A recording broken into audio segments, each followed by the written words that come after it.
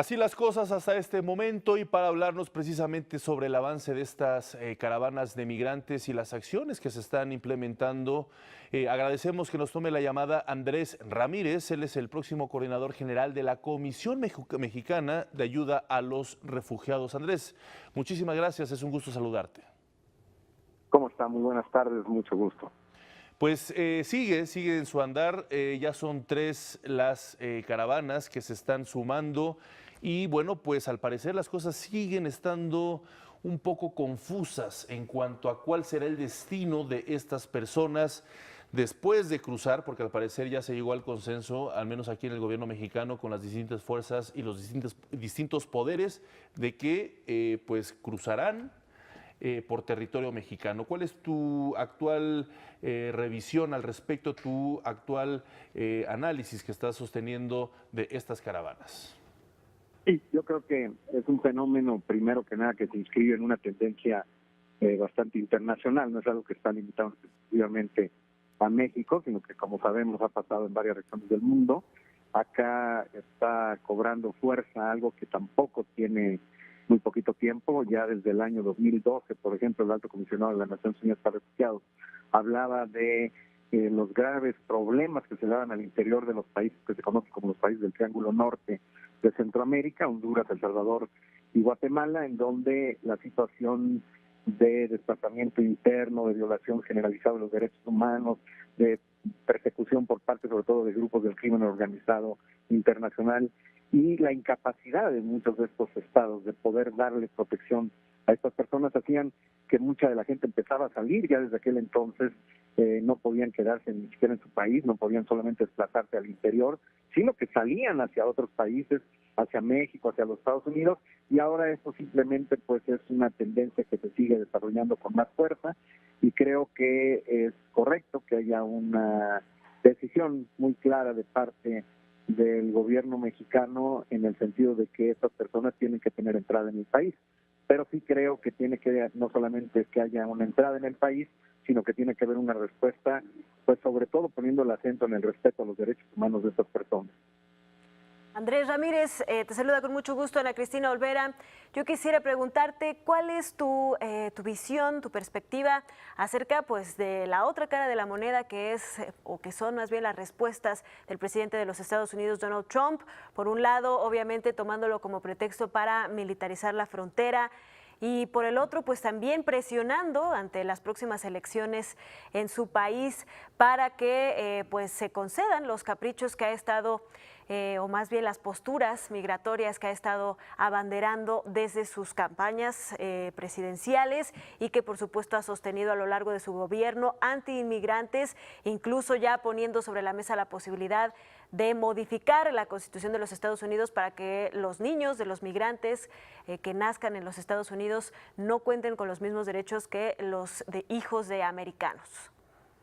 Bueno, yo creo que efectivamente hay una utilización política, tampoco es nuevo, justamente la campaña de Trump que lo hizo llegar al poder en buena medida fue una campaña muy relacionada con el tema de los migrantes. Él tiene una idea muy clara en el sentido de que eso lo hizo ganar y luego entonces, si ese es el caballo ganador, ¿por qué cambiarlo? Si piensa que con eso puede seguir adelante, pues va a seguir. Pero digamos que ese es un tema en los Estados Unidos. Lo que sí es cierto es que independientemente de movilización del ejército norteamericano hasta la frontera sur, independientemente de declaraciones en el sentido de que no se permitirá el acceso de personas que puedan solicitar la condición de refugiado en los Estados Unidos, lo cierto es que eso pues no guarda correlato con la legislación americana. En la legislación americana tiene que tener la persona que está en condiciones de necesidad de protección internacional, tiene que tener acceso a los Estados Unidos. Entonces eso sería una violación, digamos, a la ley americana. Y por otro lado, el ejército también, tal y como está establecido en la propia ley, no tiene ninguna facultad para tocar a los migrantes. Entonces, sí, es una cuestión espectacular, es algo así muy fuerte desde el punto de vista de intimidación, pero realmente en términos reales no es posible o no es factible que este ejército le haga nada a los migrantes y no es factible que se pueda prohibir a que una persona que tiene protección internacional tenga acceso a los Estados Unidos. Esto es simplemente una cuestión retórica, pero obviamente se dificulta. Es claro que esto sí dificulta el acceso y bueno, sabemos que hay una gran cantidad de personas en los Estados Unidos, organizaciones de derechos humanos, legisladores, en todos los niveles que están trabajando fuertemente para defender los derechos de los migrantes, los derechos de los refugiados, y ese es un asunto de los Estados Unidos, porque a fin de cuentas, acá en México tenemos que hacer lo que nos corresponde a los mexicanos, que es fortalecer las instituciones para que estén en la capacidad de poder tener una respuesta y una prevención a los problemas que hay en los migrantes en general, pero muy en particular, y aquí hablo yo como el próximo coordinador general de la Comisión Mexicana de Refugiados, para poder tener una respuesta adecuada al flujo cada vez más intenso, cada vez más creciente de personas que están en necesidad de protección internacional. Como repito, desafortunadamente esto ya no es nuevo, esto ya tiene muchísimos años que está pasando. Lejos de haberse preparado a una Comar fortalecida para estar en condiciones de tener la capacidad operativa de una respuesta efectiva y el personal capacitado como para poder estar en condiciones de dar un asilo de calidad a las personas que están en esa necesidad, no se hizo, y la verdad es que ahora pues sí, vamos a tener que trabajar en una condición muy difícil, pero definitivamente hay toda la voluntad del nuevo gobierno, así se me ha instruido, de que se tenga un enfoque absoluto de derechos humanos y de que se tiene que reforzar la capacidad operativa de Comar para que se haga una respuesta a nivel de los estándares internacionales, que es la respuesta adecuada que México tiene que dar a un problema de esta naturaleza. Una labor muy importante, Andrés, la que vas a empezar a gestionar a partir del 1 de diciembre, si no me equivoco, justo cuando inicia el próximo gobierno del país, de México, en este caso, sus funciones. ¿Nos podrías dar los 5 principales ejes de esta coordinación general de la Comisión Mexicana de Ayuda al Refugiado? ¿Cuáles son estos 5 principales ejes? Sobre todo porque, pues sin duda alguna, es muy probable que todavía estén pues en todo este pues movimiento que estamos viendo, las diversas caravanas,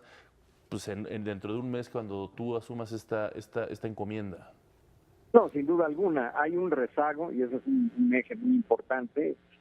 dada tu pregunta, hay un rezago tremendo de solicitudes, o sea, de personas que llegan, solicitan la condición de refugiado y que no se han podido ni siquiera procesar esas solicitudes, y es un rezago que está creciendo todos los días. Estamos ahora ya en números de miles de personas que se acumulan